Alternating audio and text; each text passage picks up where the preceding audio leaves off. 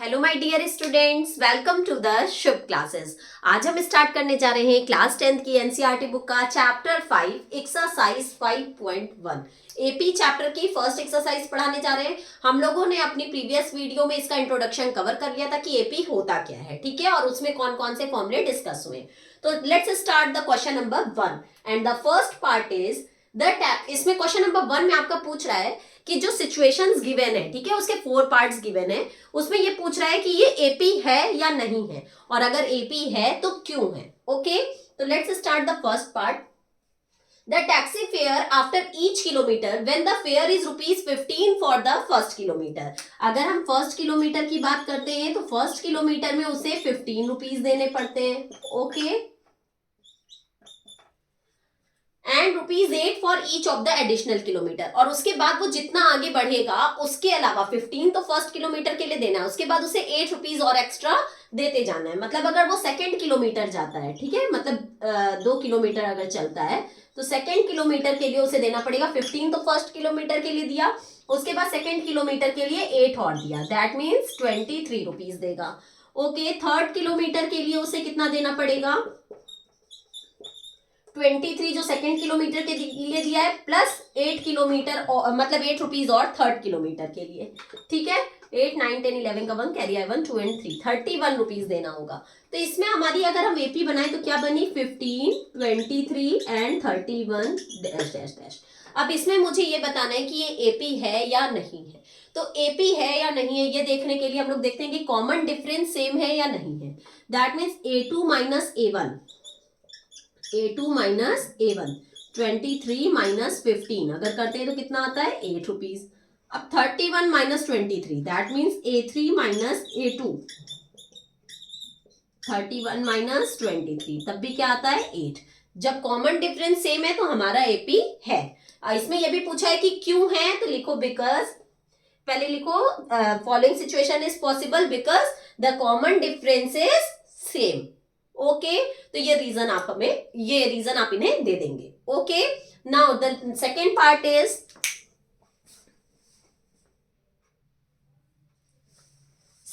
Is the amount of air present in a cylinder when a vacuum pump removes 1/4 of the air remaining in a cylinder at a time। कह रहा है जितना air remaining होगा उसका 1/4, ठीक है। तो मान लिया फर्स्ट एपी अगर हम बनाते हैं तो मान लिया फर्स्ट के लिए क्या हो गया? x हो गया। फिर उसके बाद सेकंड के लिए क्या होगा? जितना बचा, तो पहले हम x का 1/4 करें उतना वो रिमूव करेगा।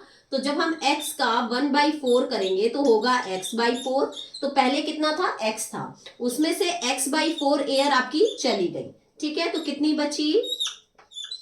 4x माइनस 1x, 4x में से x गया, 3x/4।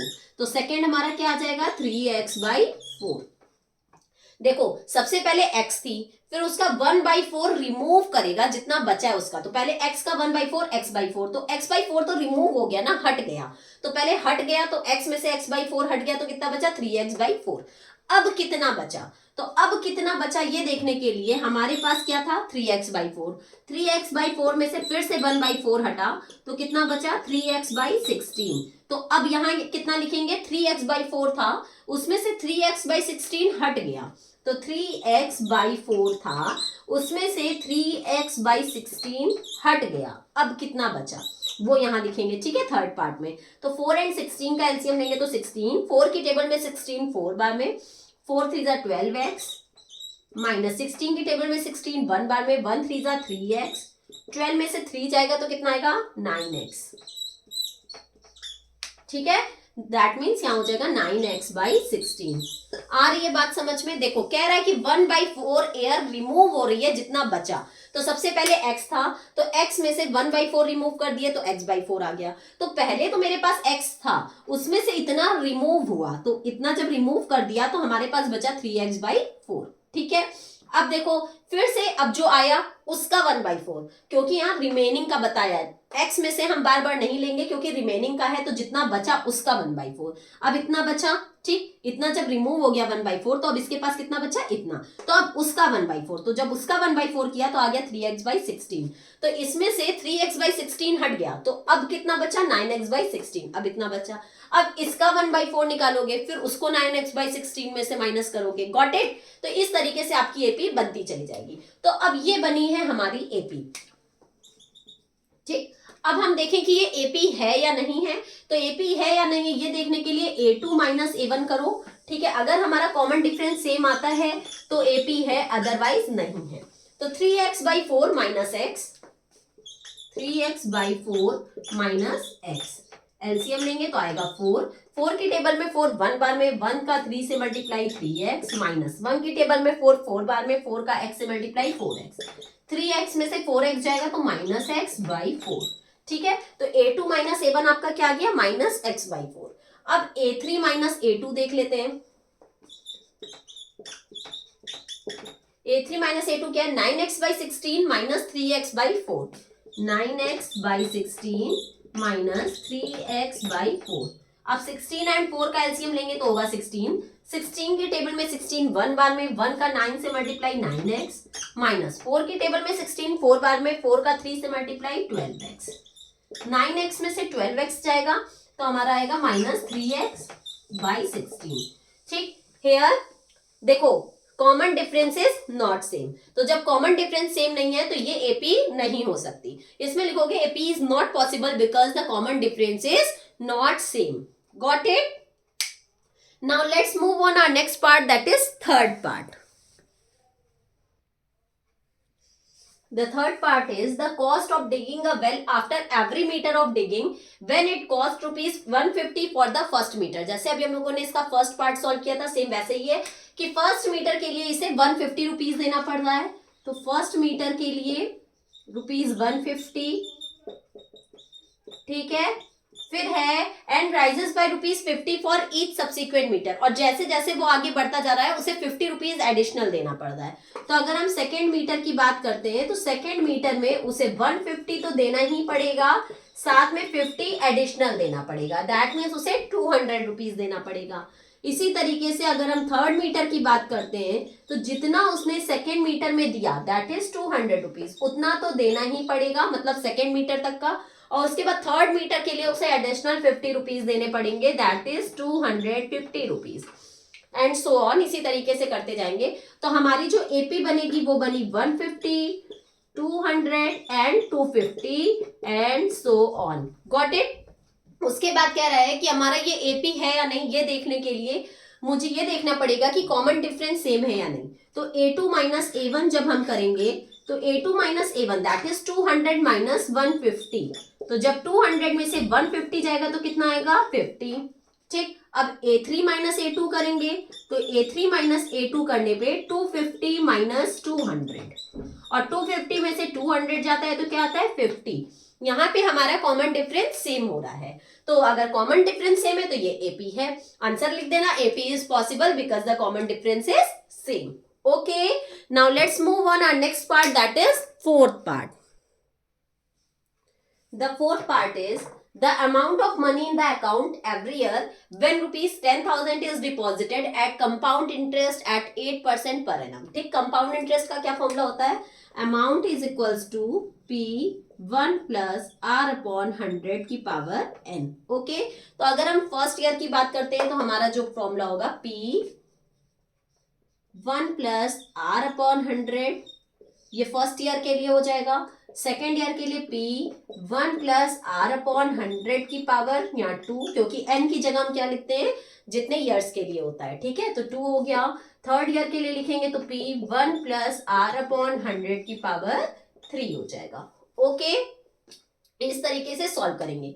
P हम लोगों का P मतलब होता है प्रिंसिपल अमाउंट, जितना हम लोग डिपॉजिट करते हैं। तो डिपॉजिट इसने कितना किया है 10,000 रुपीज, तो यहाँ लिखेंगे 10,000, 1 प्लस आर की जगह रेट लिखते हैं दैट इज 8%, तो 8 अपॉन 100, ये फर्स्ट ईयर का हो गया। सेकेंड ईयर के लिए 10,000, 1 प्लस 8 अपॉन 100 की पावर क्या हो जाएगा 2, ओके। और यहाँ थर्ड ईयर के लिए लिखेंगे 10,000 1 प्लस 8/100 की पावर 3। Got it. ये इस तरीके से हमारा सॉल्व होगा। तो ये हमारी क्या बनेगी, एपी बनेगी और कॉमा लगा के सो ऑन। ठीक है, अब इसको हम सॉल्व करेंगे। तो अगर हम यहाँ 20 कट करके यहाँ 2 डिजिट्स के पहले पॉइंट लगा ले तो ये हो जाएगा 1.08।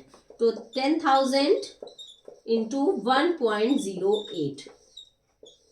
ओके, ये फर्स्ट ईयर का हो गया। फिर 10,000 इंटू यहाँ 1.08 की पावर क्या हो जाएगी 2। तो 1.08 इंटू 1.08 ये हो गया सेकेंड ईयर के लिए। एंड थर्ड ईयर के लिए 10,000 इंटू 1.08 इंटू 1.08 इंटू 1.08 ये थर्ड ईयर के लिए हो गया। Got it. अब इसको हम जब सॉल्व करेंगे तो 108 का मल्टीप्लाई जब इससे करेंगे तो 108 और फिर 40 1 2 3 4 पॉइंट्स कितने डिजिट्स के पहले, 2 डिजिट के पहले, तो 2 डिजिट के पहले पॉइंट लगा देंगे। तो इस पॉइंट के बाद वाले जीरो की कोई वैल्यू नहीं हुई तो हमारा आंसर होगा 10,800। Got it. अब देखो इन दोनों को जब हम सॉल्व किए तो क्या आया है 10,800। अब 10,800 को हमें मल्टीप्लाई करना है 1.08 से। ओके, और इसमें 10,800 मतलब इतना हमने मल्टीप्लाई कर रखा है, इसको मल्टीप्लाई करना है। अब जो इसका आंसर आएगा, पहले हम इसका आंसर सॉल्व कर लेते हैं। 10,800 को मल्टीप्लाई करना है 1.08 से। 10,800 को 1.08 से मल्टीप्लाई करो। 8 0 0, 8 0 0, 8 8 64 का 4 कैरी आया 6, 8 0 0 एंड 6, 8 1 8, 1 2 3 4 5 जीरो का मल्टीप्लाई होगा तो 5 बार 0 हो जाएगा और 1 0 0 8 0 1 0 0 4 6 8 और 8 16 का 6 कैरी आया 1 1 1 1 1 6 6 4 10,800 और ये आ गया 1 1 6 6 4 0 और पॉइंट 2 डिजिट्स के पहले तो 2 डिजिट्स के पहले पॉइंट तो आ जाएगा 11,664। ठीक है, अब देखो यहाँ पे हमने इतना 3 मल्टीप्लाई कर लिया है। ठीक है, ये 3 मल्टीप्लाई हो गए हैं तो हमारा कितना आया है 11,664। 11,664। अब हम इसको किससे मल्टीप्लाई करेंगे, देखो ये 3 मल्टीप्लाई हो चुके हैं 1.08 से। Got it. इतना समझ में आया। तो अब इसको मल्टीप्लाई करके लिख लेते हैं कि क्या आता है।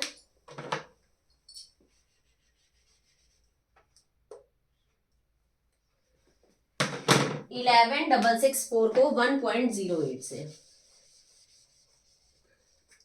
11,664 को 1.08 से। ठीक है, 8 4 32 का 2 कैरी आया 3, 8 6 48 एंड 3 51 का 1 कैरी आया 5, 8 6 48 एंड 5 53 का 3 कैरी आया 5, 8 1 8 एंड 5 13 का 3 कैरी आया 1, 8 1 8 एंड 1 9। ओके, एक बार रीचेक कर लेते हैं। 8 4 32 का 2 कैरी आया 3, 8 6 48 एंड 3 51 का 1 कैरी आया 5, 8 6 48 एंड 5 53 का 3 कैरी आया 5, 8 1 8 एंड 5 13 का 3 कैरी आया 1, 8 1 8 एंड 1 9। ओके, अब ये 0 से मल्टीप्लाई होगा तो 5 बार 0 हो जाएगा। 1 से मल्टीप्लाई होगा तो 4 6 6 1 1, 4 6 6 1 1, 2 1 4 and 3 7, 6 and 3 9, 9 and 6 15 का 5 कैरी आया 1 1 and 1 2 and 1 और 2 डिजिट्स के पहले पॉइंट। दैट मीन्स 12,597.12, 12,597.12 ये हो गई हमारी एपी। 10,800, ठीक है, 11,664, 12,597.12 ये हो गई एपी। अब ये एपी है या नहीं है ये देखने के लिए हमें कॉमन डिफरेंस फाइंड आउट करना पड़ेगा। That means A2 minus A1 करेंगे। ओके, तो इसको A2 माइनस A1 जब हम करेंगे दैट मीन्स 11,664 में से 10,800 को माइनस कर देंगे जो हमारा आया। तो देखते हैं 11,664 में से 10,800 को माइनस करने पे क्या आता है 4 6 16 में से 8 गया 8, यहाँ बचा 0 0, मतलब 864 आएगा। तो A2 माइनस A1 कितना आ गया? 864।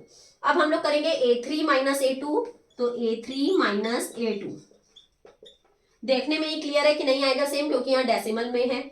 12597.12 माइनस 11664। अब देखते हैं कितना आता है। 12597.12, इसमें से 11664 ये माइनस करेंगे तो देखते हैं 2 1 7 में से 4 गया 3, 9 में से 6 गया 3, 5 में से 6 जाएगा नहीं, कैरी लेंगे तो 15 में से 6 जाएगा 9, यहाँ बचा 1 में से 933.12, 933.12। देखो यहाँ पे कॉमन डिफरेंस सेम नहीं है, तो हम लिखेंगे AP is not possible because the common difference is not same. एक बार ये वाला प्रोसेस और देख लो। 10,000 को जब मैंने 1.08 से मल्टीप्लाई किया तो इतना आया। अब 10,000 को 1.08 से मल्टीप्लाई कर चुके थे, इतना आया था। अब उसको सिर्फ हम 1.08 से मल्टीप्लाई करेंगे, तो इसको मल्टीप्लाई करने पे आया 11,664। मतलब यहाँ 2 बार 1.08 से मल्टीप्लाई हो चुका था। दैट मीन्स इतने की वैल्यू आई थी 11,664 और उसको मैंने मल्टीप्लाई कर दिया 1.08 से, तो हमारा आंसर आ गया ये।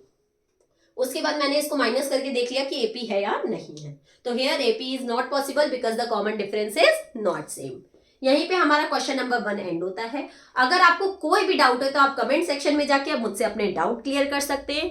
इसके साथ ही साथ मेरे नीचे डिस्क्रिप्शन बॉक्स में एक लिंक गिवन है, वहां से प्ले स्टोर पे जाके शुभ क्लासेस ऐप इंस्टॉल करके आप मेरी लाइव क्लासेस भी ले सकते हैं। ओके, अब हम लोग अपनी नेक्स्ट वीडियो में नेक्स्ट क्वेश्चन के साथ मिलेंगे। तब तक के लिए good bye and take care.